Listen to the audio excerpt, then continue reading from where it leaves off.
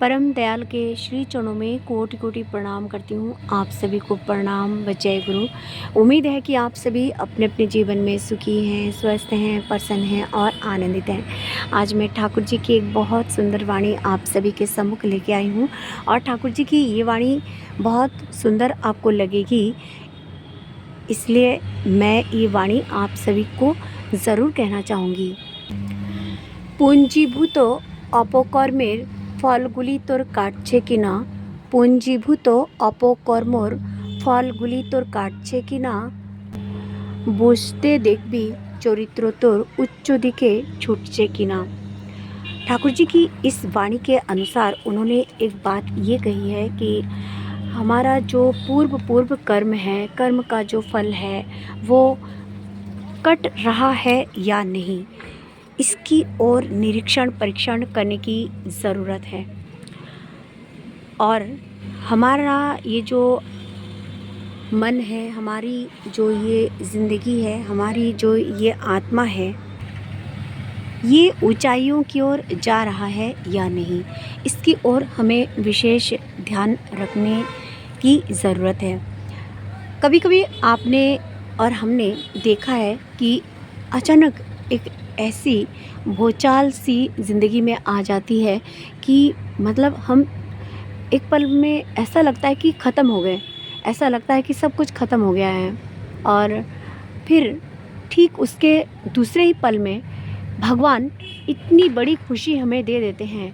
तो उस पल के लिए आप लोग समझिएगा कि ज़रूर आपका कर्म अच्छा है, इसीलिए प्रभु ने ये खेल रचा है। एक दिन का दुख होता है, उसको प्रभु ने आपको ज़रूर दिया है, मगर हज़ारों दिन की जो खुशियां हैं उसको प्रभु ने आपकी झोली में भी डाल दिया है। कभी कभी आप देखिएगा ज़िंदगी में ऐसा भी होता है, बहुत तकलीफ़ें आती हैं, किंतु वो तकलीफ़ें क्षण भर के लिए होती है और उसके अगले पल ही इतनी खुशियाँ प्रभु आपको और हमको दे देते हैं कि हमें लगता है कि सच में प्रभु की दया की बरसात हो रही है। मैं ये कहना चाहती हूँ कि कभी कभी जीवन में जो हमारे पल आते हैं ना, वो ज़रूरी भी होते हैं। अगर हमने प्रभु को पकड़ के रखा है, हमने ठाकुर जी का नाम ध्यान प्रार्थना या इष्टवृत्ति या ठाकुर जी प्रदत्त कुछ नियम कानून हमें ठाकुर जी ने जो दी हैं, उनके अनुसार यदि हम अपने जीवन को चला रहे हैं, तो उस दौरान यदि हमारे जीवन में कुछ ऐसी आंधियाँ आ जाती हैं, ऐसे तूफ़ान जैसे बवंडर आ जाते हैं, ऐसा लगता है कि सब ख़त्म हो गया है, जिसमें ऐसा लगता है, किंतु उस समय आप थोड़ा सा धैर्य के साथ प्रभु का नाम जप करके देखिएगा, अगले ही पल आपको ढेर सारी खुशियाँ मिलेंगी। इसका कारण ही यही है कि हमारा जो पूर्व का जो कर्म फल है वो ही कट गया है। और अब जो ये प्रभु ने इतनी सारी खुशियाँ दे के हमें हमारे इस जन्म के कर्म का जो फल है उसको दिया है, तो ये एक विश्वास प्रभु श्री चरणों में हम सभी को रखना है। दरअसल प्रभु दुख इसलिए देते हैं ताकि हम स्ट्रांग बने, अपने जीवन में उन्नति की ओर अग्रसर हो सकें, और अपने प्रभु पे हमें कितना विश्वास है, इस पे हम कितने अटल हैं, ये देखने के लिए भी प्रभु कभी कभी ये दुख हमें देते हैं। मगर हमारा ये विश्वास प्रभु श्री चरणों से बिल्कुल ना डगमगाए, ये हमें अपनी आत्मा में बल रखना है, अपनी आत्मा को ऊंचा उठा के रखना है, इसका ध्यान हम सभी को रखना है। और हमारी जो गतिविधियां हैं, हमारे जो कर्म हैं, उनके ऊपर हमें विशेष नज़रिया रखने की ज़रूरत है। उसके लिए हमें नाम ध्यान करने के बाद अपना जो, जैसे हम सोते हैं, सोने के समय अपना जो पूरा दिन का जो कार्य था, उसका जो हमने जो कार्य किया है पूरा दिन, उस कार्य को हमें देखना है चिंतन के ज़रिए कि हमने कहाँ कौन सी गलती की है या कौन सा अच्छा व्यवहार किया है। अगले दिन यदि हमसे उस कर्म को और सुधार किया जाए तो बहुत अच्छा, तब समझिए कि उनकी दया की बरसात हो रही है। और यदि हमने भूल नहीं किया है तब तो और भी अच्छा है, दया की बरसात और ज़्यादा है। मैं आपको कहना चाहूँगी कि कुछ दिनों पहले हम जो है अपने हस्बैंड के साथ हरिद्वार घूमने गए थे, और हमारे पड़ोस के कुछ भाई लोग हमारे थे, उनकी जो धर्म पत्नियाँ थी वो भी हमारे साथ गए थे। हम लोग एक ही साथ गए थे। तो हमने रास्ते में कई सारी ऐसी ज़िंदगियों को अपने जो है साथ देखा कि इस तरह का व्यवहार उनके साथ है, प्रकृति ने उनके साथ ये किया। मैं सोचती रही, उनको देखती रही, चल रही थी सामने की, और पीछे मेरी नज़रें काफ़ी दूर तक, जब तक मैं उनको देख पा रही थी तब तक मैं उनको देख रही थी। दरअसल मैंने देखा एक बच्चा जो है कीचड़ में था, और उसकी माँ उसके पास ही थोड़ी दूर में ही, लगभग थोड़ी दूर, एकदम पास में भी नहीं एकदम दूर भी नहीं, खड़ी थी, किसी से बात कर रही थी। तो कीचड़ में बच्चा, और थोड़ा सा मतलब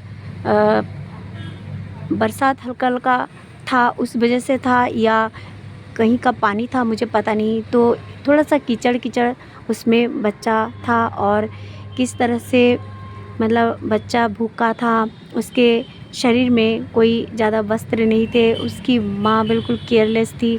तो ये सब देख के मैं ना एकदम सोचने लग गई कि हम लोग कितनी शानदार ज़िंदगी जी रहे हैं। प्रभु की कितनी दया है कि हमारे जीवन में प्रभु ने इतनी ऊंचाइयों में प्रभु ने हमको रखा है।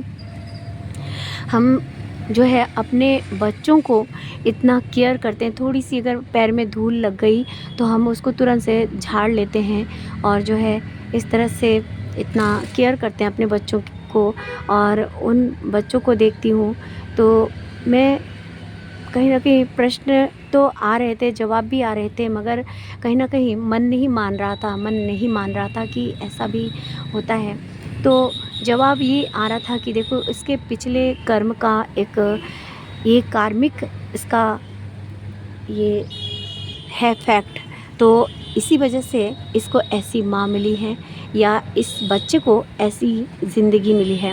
वो भूखा है, वो उसके बॉडी में कोई वस्त्र नहीं है, और ठंड, इतनी ठंड वहाँ पे जो है हरिद्वार में ठंड इतनी होती है।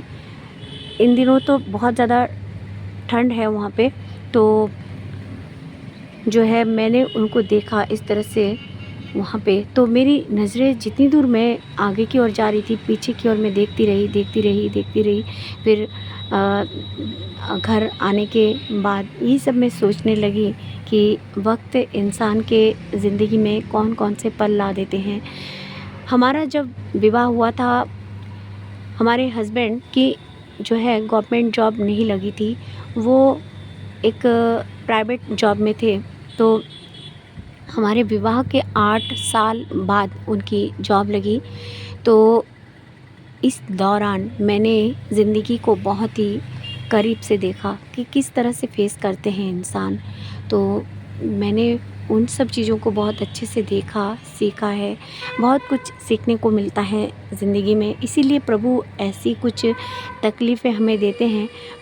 अपने बच्चों को प्यार करते हैं भगवान, स्ट्रॉन्ग बनाने के लिए वो ऐसा करते हैं, थोड़ा-सा तकलीफ़ उनको देते हैं। देखिए, यदि बच्चे संभल जाते हैं अपने जीवन में तो ये प्रभु खुश हो जाते हैं।